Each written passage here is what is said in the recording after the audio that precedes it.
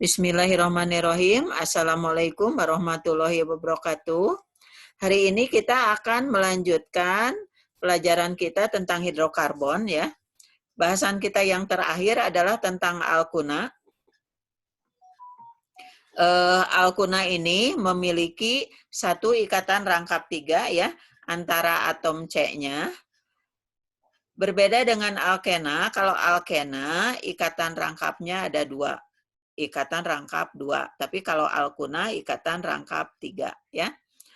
Jadi karena ikatan rangkapnya bertambah ya jadi 3, maka di rumus umumnya atom hidrogennya berkurang lagi 2 sehingga rumus umumnya menjadi CnH2n min 2 gitu ya.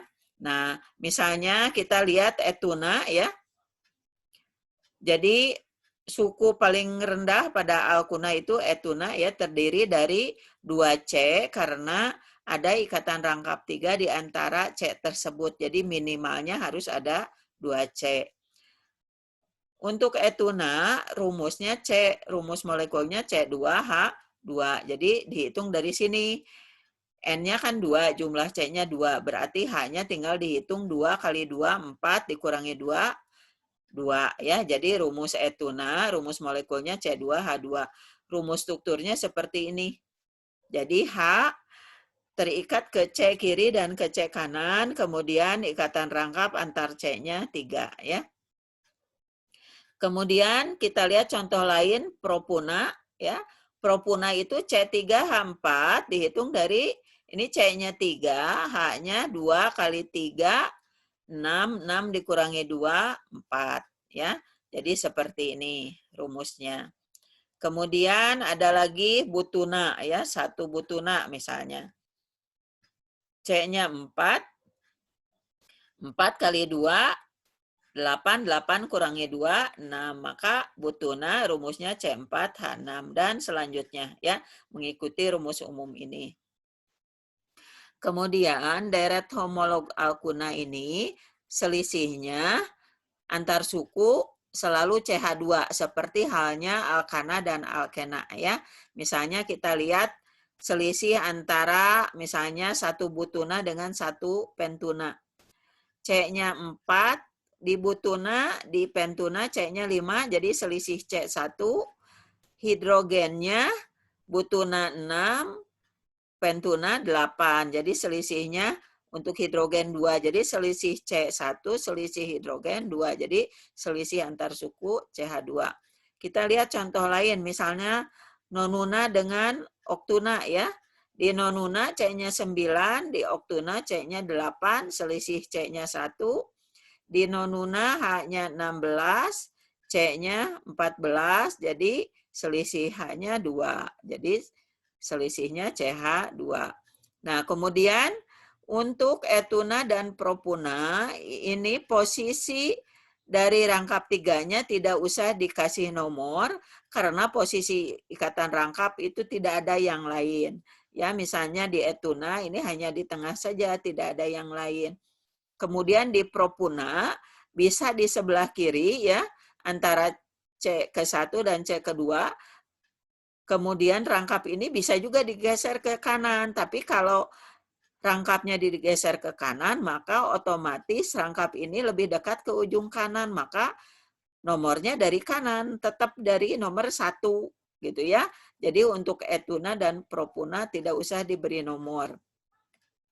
Tapi dimulai dari butuna itu harus diberi nomor, karena kemungkinannya rangkap bisa di C ke-1 ya, atau digeser ke tengah di C ke-2. Jadi bisa 1 butuna kalau di sini, tapi kalau digeser ke tengah jadi 2 butuna. Kalau digeser lagi ke kanan berarti nomornya dari kanan lagi 1, 2, akhirnya dari 1 butuna lagi gitu ya. Kemudian pentuna juga sama ya, ini di nomor 1. Kalau digeser berarti ke kanan lagi di nomor 2 begitu ya. Dan selanjutnya. Nah, kita lihat lagi berikutnya. Untuk tata nama alkuna ya. Nama terdiri dari 2 bagian, nama cabang dan nama rantai induk. Cabang sama dengan gugus alkil, sedangkan rantai induk adalah alkuna atau rantai C terpanjang yang mengandung satu ikatan rangkap 3. Kemudian pemberian nomor cabang dimulai dari atom C terdekat yang mengandung ikatan rangkap. Ya, ini kalau ada ikatan rangkap. Contohnya ini yang tidak ada ikatan rangkap dulu ya. Jadi tidak ada cabang, maaf. Ikatan rangkap ini lebih dekat ke ujung kiri daripada ke ujung kanan, maka nomornya dari kiri 1, 2, 3, 4, 5, 6, 7. Berarti ini suatu heksuna. Kemudian posisi rangkapnya ada di C nomor 2. Maka ini namanya, maaf bukan heksuna tapi pentuna 2, heptuna 2, heptuna ya. 7 itu heptuna. Kemudian kita lihat contoh lain ya. Ini ada rangkap lebih dekat ke ujung kiri, kemudian ada cabang lebih dekat ke ujung kanan. Maka kita pilih yang ini yang prioritasnya. Jadi nomornya dari kiri karena rangkapnya lebih dekat ke ujung kiri. 1, 2, 3, 4, 5, 6 ya. Jadi ini rantai induk ya yang ada rangkapnya. Kemudian yang tidak terlewati berarti di luar rantai induk adalah cabang. Cabangnya ada di C nomor 5. Ini cabangnya metil. Sedangkan rangkapnya ada di C nomor 2 dan ini terdiri dari 6 karbon rantai induknya, berarti ini suatu heksuna ya. Jadi namanya 5 metil 2 heksuna. Kita lanjut lagi. Sifat fisik dari alkuna ya. Alkuna suku rendah pada suhu kamar berwujud gas, sedangkan yang mengandung 5 atau lebih atom karbon berwujud cair. Alkuna yang mengandung karbonnya 16 ya, lebih panjang lagi dan seterusnya akan berwujud padat. Sifat kedua, memiliki massa jenis lebih kecil dari air. Kemudian yang ketiga, tidak larut dalam air, tetapi larut dalam pelarut-pelarut organik yang nonpolar seperti eter, bensena, dan karbon tetraklorida. Kemudian titik didih alkuna makin tinggi seiring bertambahnya jumlah atom karbon, tetapi makin rendah apabila terdapat rantai samping atau makin banyak percabangan. Titik didih alkuna sedikit lebih tinggi dari alkana dan alkena yang berat molekulnya hampir sama ya. Kemudian sekarang sifat kimia alkuna. Adanya ikatan rangkap 3 yang dimiliki alkuna memungkinkan terjadinya reaksi pembakaran, adisi, polimerisasi, dan substitusi. Kita lihat satu persatu. Yang pertama ini reaksi pembakaran ya. Misalnya ini suatu etuna C2H2 dibakar, artinya direaksi dengan oksigen, maka ini pembakaran sempurna dihasilkan CO2 dan H2O. Sekarang kita setarakan ya. C-nya di kiri ada 2, di kanan ada 1, maka di kanan diberi koefisien 2. Kemudian hidrogennya di kiri 2, di kanan 2 juga sudah sama berarti. Sekarang kita lihat oksigennya. Oksigen di CO2 berarti 2 kali 2, 4. Ditambah di H2O 1, jadi semuanya di kanan oksigen 5.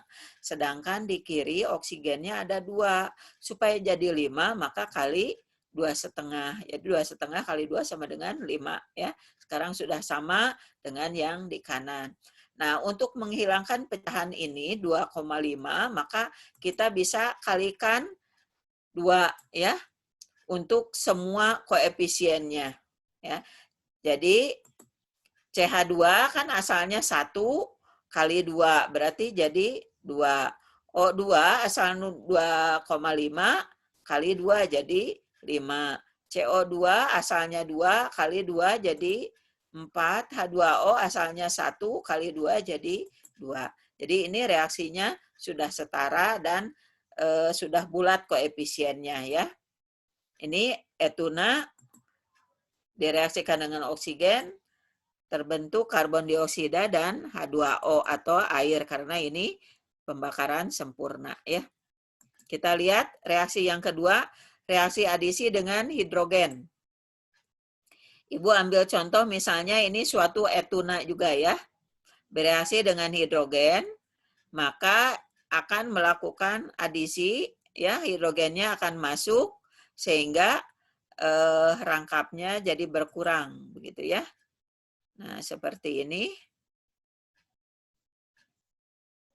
Nah, jadi asalnya rangkap 3 diadisi dengan hidrogen berubah menjadi rangkap 2.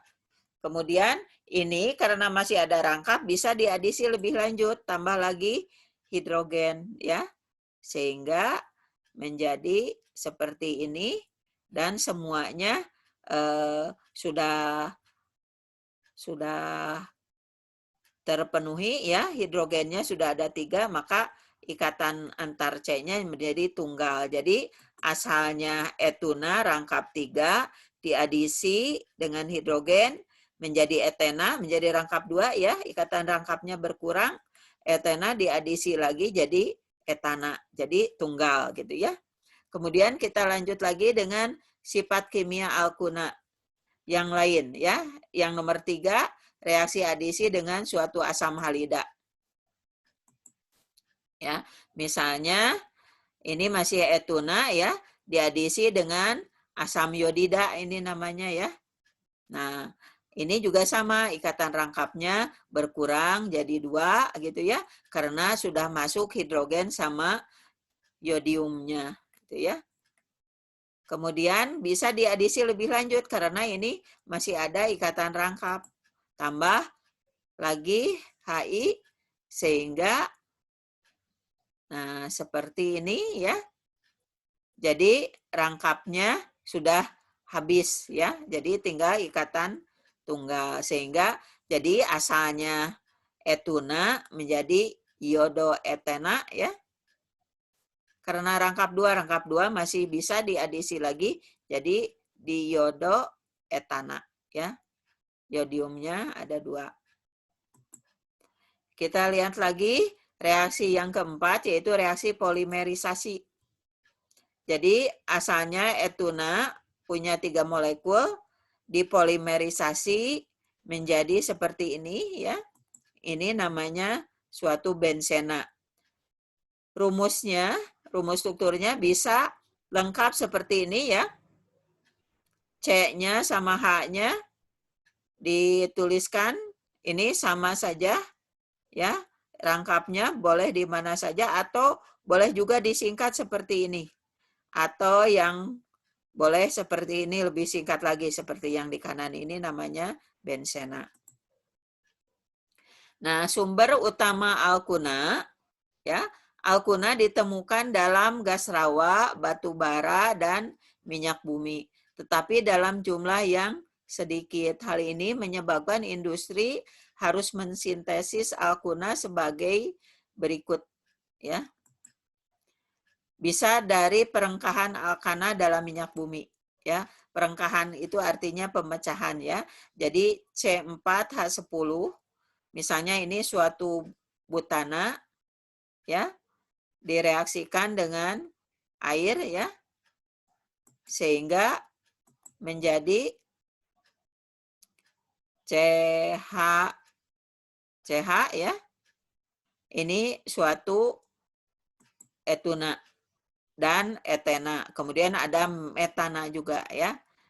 Ada sampingannya gas karbon monoksida dan air H2O. Kemudian etena itu bisa sebetulnya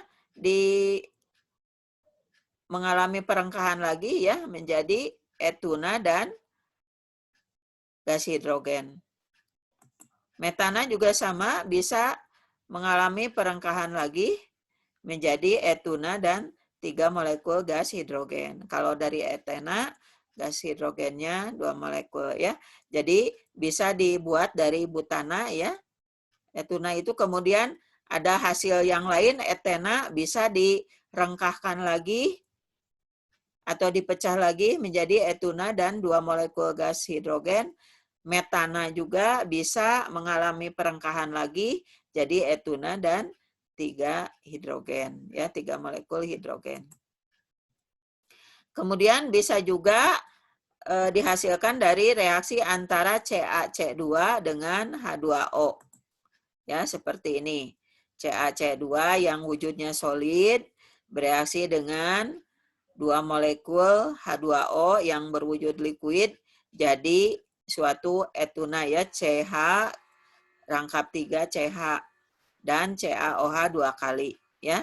Jadi ini CaC2 itu kalsium karbida. Ya, ini etuna yang dihasilkan gitu, ya. Sedangkan CaOH 2 kali itu kalsium hidroksida. Ini hasil sampingnya, ya. Kemudian Ibu akan menyebutkan dua saja, ya, contoh kegunaan alkuna. Kalian bisa cari lagi lebih banyak, ya, dari internet atau dari buku paket. Yang pertama, kegunaan alkuna sebagai bahan bakar obor oksiasetilena yang digunakan untuk pengelasan pemotongan logam, ya. Karena reaksi etuna dan O2 murni dalam obor dapat melepas panas sampai suhu 2500 sampai 3000 derajat Celcius. Kemudian bisa juga sebagai bahan baku pembuatan senyawa organik lain seperti etanol, asam etanoat, dan vinil klorida, ya. Ini Ibu kasih contoh misalnya ini pada pengelasan, yang ini PVC, ya, atau vinil klorida. Nah, dampak penggunaan bahan dari polyvinil klorida, Ibu ambil satu saja, ya, PVC polyvinil klorida. Yang pertama, PVC adalah salah satu jenis plastik yang paling sulit untuk didaur ulang. Kemudian bahaya PVC terletak pada unsurnya yang berkontribusi terhadap keluarnya senyawa berbahaya. Kemudian siklus hidup PVC mulai dari produksi, penggunaan hingga pembuangan berdampak pada keluarnya senyawa kimia beracun bersama dioksin. Senyawa berbahaya ini menetap dan terakumulasi di air, udara hingga rantai makanan. Kemudian plasticizer ini bahan yang digunakan, ya, karena berguna untuk melenturkan, ya, untuk melenturkan dari plastik itu atau PVC terutama, ya. Plasticizer yang umum digunakan saat ini itu dioktil phthalate, ya, atau DOP disingkatnya. Ini dapat menyebabkan gangguan reproduksi atau gangguan hormonal pada kesehatan manusia. Jadi saat ini phthalate sudah mulai dilarang di berbagai negara, terutama di negara Uni Eropa. Ya. Nah, sekarang beberapa cara mengatasi efek samping atau dampak negatif dari PVC ini, ya. Ini dari Pusat Penelitian Kimia LIPI berupaya membuat inovasi teknologi untuk mengatasi permasalahan limbah plastik, yakni plasticizer, ya, yaitu menggunakan turunan minyak sawit, bioplastik, dan mobile incinerator. Ini lebih ramah lingkungan. Jadi senyawa turunan minyak sawit bisa digunakan sebagai plasticizer, ya, yang lebih aman tetapi mampu mempertahankan sifat fisik plastik yang tetap lentur dan mampu bertahan melawan panas seperti kita menggunakan DOP. Jadi DOP-nya sebagai plasticizer diganti dari minyak sawit, ya, bahannya. Jadi lebih ramah lingkungan. Kemudian bioplastik terbuat dari tapioka, selulosa, dan poliasam laktat. Ini bisa menjadi alternatif pengganti plastik konvensional karena sifatnya yang mudah terurai secara sempurna oleh mikroba yang ada di dalam tanah atau air dalam waktu relatif pendek sehingga permasalahan lingkungan bisa teratasi. Yang berikutnya adalah mobile incinerator.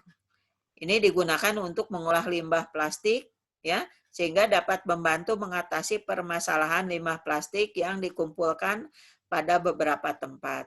Insenerator ini dapat mengolah sampah plastik tanpa perlu khawatir timbulnya dioksin yang berbahaya. Ya, demikian saja penjelasan dari Ibu tentang Alkuna ini. Mudah-mudahan bisa dipahami. Assalamualaikum warahmatullahi wabarakatuh.